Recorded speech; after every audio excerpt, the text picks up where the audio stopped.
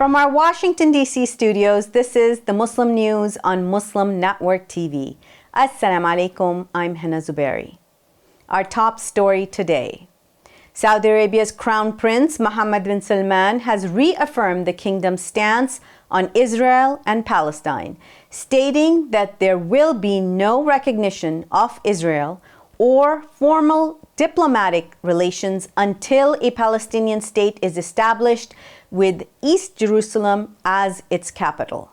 In a strong condemnation of what he referred to as the crimes of the Israeli occupation, the Crown Prince emphasized that the Palestinian cause remains a top priority for Saudi Arabia.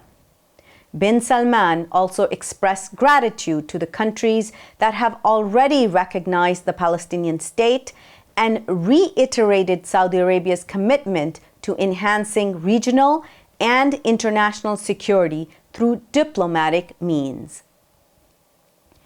The Crown Prince made these remarks during an annual address to the Shura Council, speaking on behalf of King Salman.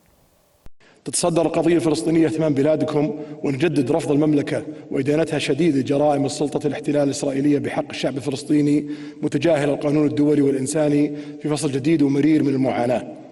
ولن تتوقف المملكة عن عملها الدؤوب في سبيل قيام دولة فلسطينية مستقلة وعاصمتها القدس الشرقية.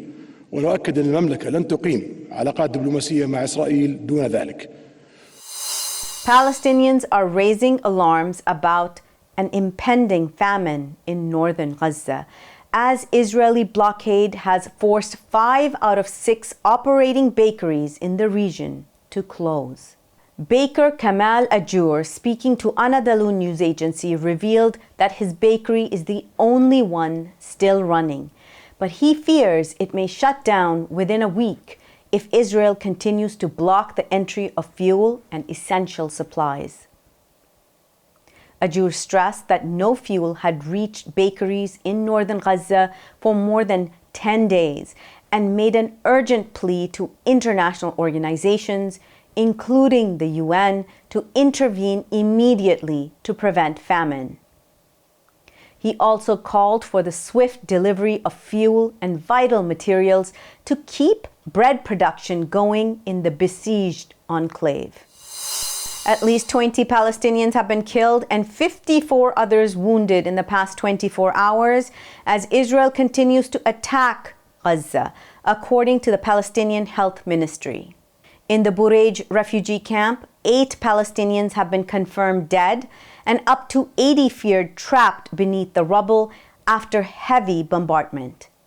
Meanwhile, the Israeli army reported that 4 of its soldiers, including a deputy commander and a female soldier, were killed in clashes in Rafah. 5 more soldiers were wounded, with 3 in critical condition. Since the war began on October 7, 2023, a total of 713 Israeli soldiers have been killed. Palestinian medical teams have recovered 10 bodies in the Rafah area, 5 of them civilians who were killed in Israeli airstrikes on Khirbat al-Adis and al-Burej camp. The death toll in Gaza continues to rise, with Israel having killed at least 41,272 Palestinians and wounding over 95,000.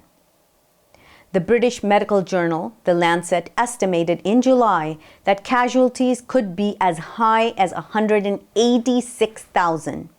Israel now faces accusations of genocide at the International Court of Justice over its actions in Gaza. At least 14 people have been killed and 450 others wounded by Israel in Lebanon after a series of explosions linked to communications devices, according to the Ministry of Public Health. This follows a day after thousands of pagers used by Hezbollah detonated across the country. Both the Lebanese government and Hezbollah are blaming Israel for the blasts. The UN Security Council is set to meet on Friday afternoon to address the mass explosions, which killed many innocent people, including children. UN Secretary General Antonio Guterres has expressed deep concern, urging all parties to show maximum restraint to prevent further escalation. Meanwhile, UN member states passed a non-binding resolution demanding an end to the Israeli occupation of Palestinian territories within 12 months. The resolution, based on an advisory opinion from the International Court of Justice, declared Israel's occupation since 1967 unlawful.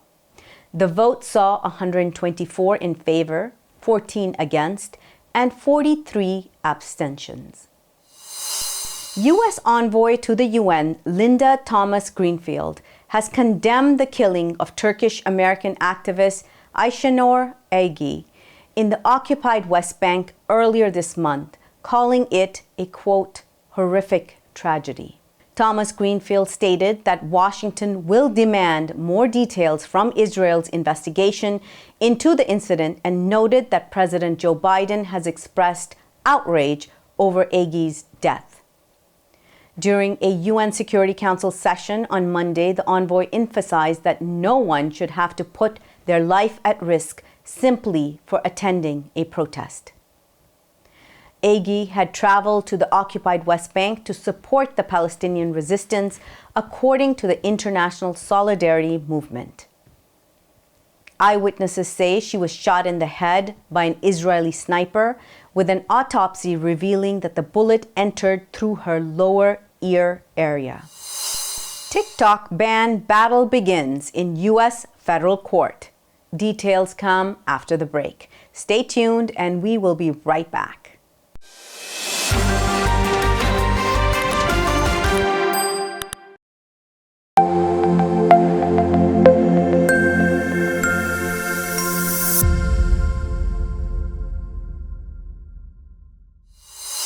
Welcome back. The legal fight over a U.S. ban on TikTok kicked off Monday in federal appeals court. TikTok's parent company ByteDance argued that the ban violates First Amendment rights, claiming it unfairly targets the platform.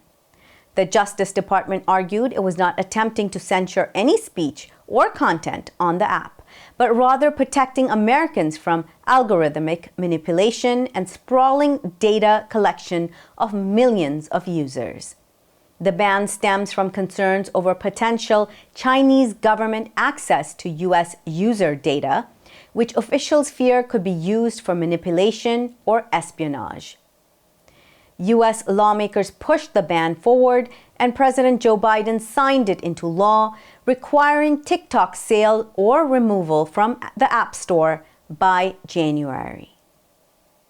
TikTok requested a preliminary injunction, arguing that such a ban would undermine free speech for 170 million Americans and set a dangerous precedent.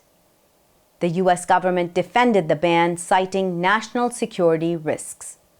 A ruling is expected in December, ahead of the January deadline. Former U.S. Secretary of State Hillary Clinton is calling for legal action against Americans involved in spreading Russian election interference propaganda. In an interview with MSNBC, Clinton underscored the importance of indicting Russians directly responsible for election interference, while also drawing attention to the role of American citizens in amplifying disinformation. The 2016 Democratic presidential candidate praised recent efforts by the state and Justice Departments in exposing Russian influence and stressed the critical need to safeguard the integrity of U.S. elections from foreign interference. The White House has condemned remarks by Tesla chief Elon Musk about political violence as, quote, irresponsible. In a now deleted post on his platform X, Musk has commented on an assassination attempt against former President Donald Trump. In a post on Sunday, Musk asked why nobody is trying to assassinate President Joe Biden and Vice President Kamala Harris. The X owner later clarified that it was intended as a joke, acknowledging the potential for misinterpretation in text format. Bitcoin and cryptocurrencies witnessed sharp decline after a recent assassination attempt on Republican presidential nominee Donald Trump. Bitcoin, the world's largest cryptocurrency, saw a daily decrease of 4.1% on Monday. Ethereum, the world's largest altcoin, was at $2,288 at the time, with a daily loss of more than 5%.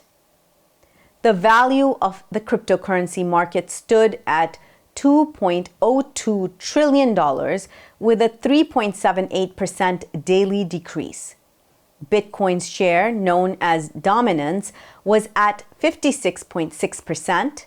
Ethereum's was at 13.6%, according to CoinMarketCap. In related news, Republican presidential candidate Donald Trump has announced his new cryptocurrency venture, World Liberty Financial. In a live stream on Monday, he said crypto is one of those things we have to do. Trump was joined by his sons Donald Trump Jr. and Eric Trump, along with crypto entrepreneurs Chase Hero and Zachary Folkman. Trump has been promoting the venture since August, although the specific purpose of World Liberty Financial remains unclear. As of now, an official launch date for the cryptocurrency project has not been announced. The reduction of United Nations support for healthcare institutions in northwestern Syria's Idlib has put the region's health sector at a serious risk of collapse. Dozens of hospitals and clinics in Idlib have been sustained through the support provided by organizations backed by the UN. The United Nations World Health Organization, or WHO, reduced its financial and logistical support to healthcare institutions in Idlib starting in early 2024. As of June, the number of hospitals and clinics no longer receiving financial or logistical aid in Idlib has reached 100. However, support from aid organizations in Gulf countries and various international institutions has allowed 60 healthcare facilities in Idlib to continue providing medical services. That's all from our Washington, D.C. studios. Thank you for watching Muslim News. We're a community-based channel dedicated to bringing you stories you can trust. Please like, share, and subscribe to our content. You can also comment to let us know what you think of our coverage. You can donate now by visiting muslimnetwork.tv/donate. For more content, keep watching Muslim Network TV. Assalamu alaikum and good night.